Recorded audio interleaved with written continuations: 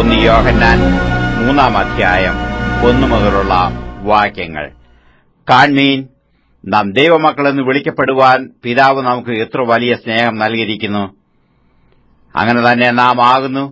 ലോകം അവനെ അറിഞ്ഞിട്ടില്ലായകൊണ്ട് നമ്മെയും അറിയുന്നില്ല. പ്രിയമുള്ളവരെ, നാം ഇപ്പോൾ ദൈവമക്കളാകുന്നു. നാം ഇന്നതാകും എന്ന് ഇതുവരെ പ്രത്യക്ഷമായില്ല. അവൻ പ്രത്യക്ഷനാകുമ്പോൾ നാം അവനെ താനിരിക്കുമ്പോൾ തന്നെ കാണുന്നതുകൊണ്ട് അവനോട് സദൃശന്മാരാകും എന്ന് നാം അറിയുന്നു.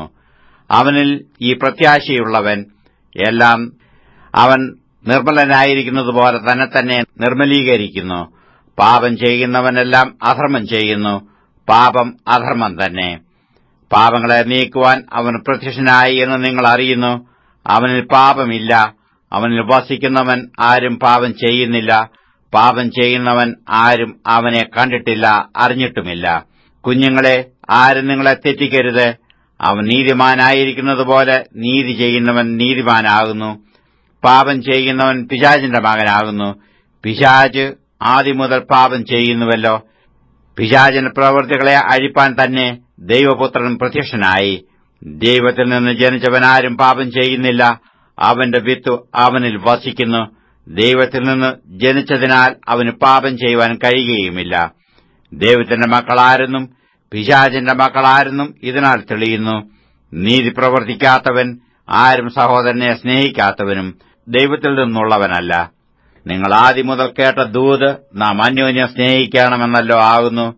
കയ്യിൻ ദുഷ്ടനിൽ നിന്നുള്ളവനായി സഹോദരനെ കൊന്നതുപോലെയല്ല. അവനെ കൊല്ലുവാൻ സംഗതി എന്ത്? തന്റെ പ്രവൃത്തി ദോഷവും സഹോദരന്റേത് നീതിയുമുള്ളതാകൊണ്ടത്രേ. സഹോദരന്മാരെ, ലോകം നിങ്ങളെ പകയ്ക്കുന്നുവെങ്കിൽ ആശ്ചര്യപ്പെടരുത്. നാം മരണം വിട്ട് ജീവനിൽ കടന്നിരിക്കുന്നുവെന്നും സഹോദരന്മാരെ സ്നേഹിക്കുന്നതിനാൽ നമുക്ക് അറിയാം. സ്നേഹിക്കാത്തവൻ മരണത്തിൽ വസിക്കുന്നു. സഹോദരനെ പകയ്ക്കുന്നവൻ എല്ലാം കുലപാതകനാകുന്നു. യാതൊരു കുലപാതകനും നിത്യജീവൻ ഉള്ളിൽ വസിച്ചിരിപ്പില്ല എന്ന് നിങ്ങൾ അറിയുന്നു.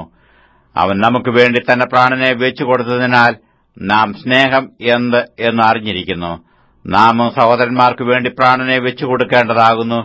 എന്നാൽ ഈ ലോകത്തിലെ വസ്തുവകയുള്ളവൻ ആരെങ്കിലും തന്റെ സഹോദരന് മുട്ടുള്ളത് കണ്ടിട്ട് അവനോട് മനസ്സറിവ് കാണിക്കാഞ്ഞാൽ ദൈവത്തിന്റെ സ്നേഹം അവനിൽ എങ്ങനെ വസിക്കും? കുഞ്ഞുങ്ങളെ, നാം വാക്കിനാലും നാവിനാലുമല്ല, പ്രവൃത്തിയിലും സത്യത്തിലും തന്നെ സ്നേഹിക്കുക. നാം സത്യത്തിന്റെ പക്ഷത്ത് നിൽക്കുന്നവർ എന്ന് ഇതിനാൽ അറിയും.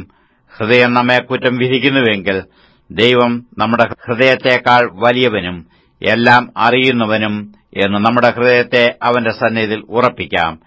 പ്രിയമുള്ളവരെ, ഹൃദയം നമ്മെ കുറ്റം വിധിക്കുന്നില്ലെങ്കിൽ നമുക്ക് ദൈവത്തോട് പ്രാഗൽഭ്യമുണ്ട്. അവന്റെ കൽപ്പനകളെ നാം പ്രമാണിച്ചു അവന് പ്രസാദമുള്ളത് ചെയ്യുന്നതുകൊണ്ട് എന്ത് യാചിച്ചാലും അവങ്കിൽ നിന്ന് ലഭിക്കും.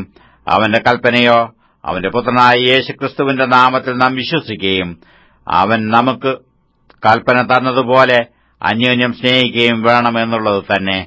അവന്റെ കൽപ്പനകളെ പ്രമാണിക്കുന്നവൻ അവനിലും അവൻ ഇവനിലും വസിക്കുന്നു. അവൻ നമ്മിൽ വസിക്കുന്നു എന്ന് അവൻ നമുക്ക് തന്ന ആത്മാവിനാൽ നാം അറിയുന്നു.